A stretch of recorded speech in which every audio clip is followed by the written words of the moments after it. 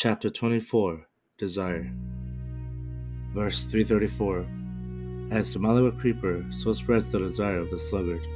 From birth to birth he leaps like a monkey seeking fruit. Verse 335. Whoso is subdued by the sordid clinging desire, his sorrows wax more and more, like Birana grass after rain. Verse 336. But his sorrows drop off like water from the lotus leaf, who subdues the sordid, powerful desire.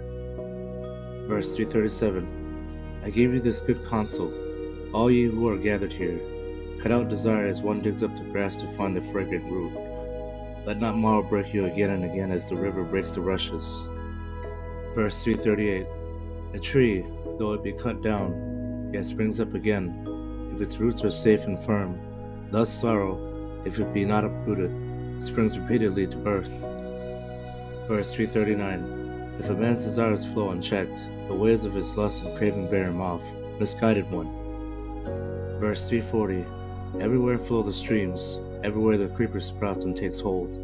If thou seest this creeper growing, be wise, pluck it out by the roots. Verse 341. Men hug delights, they foster some pet sin, hankering after which they suffer birth and old age. Verse 342. Dogged by lust, men double like a hunted hare. Fast bound in his fetters, they go through long ages to misery. Verse 343. Dogged by lust, they double like a hunted hare. Throw off thy lust, O bhikkhu, if thou wouldst be free. Verse 344. Whoso has left the tangle of home life for the solitude of the jungle, and goes back to it, regard him thus. Lo, one who was freed, and ran back to his chains. Verse 345. Iron and wood and hemp, these sages call not heavy bonds, but rather love of betrothed woman, and the care for children and wives. Verse 346. This is a heavy bond indeed. Light though it seem, it drags men down, and is not easily cut off. Yet some there are who cut even this asunder, and leave behind them pleasure and lust, with no backward glance. Verse 347. Some again there are who fall into the meshes of their own lust as a spider falling into her own net. Even this, the wise cut through, leaving sorrow behind, with no backward glance. Verse 348. Lay aside past, future, and present, escaping the world, wholly freed in mind, thou shalt not again return to birth and old age.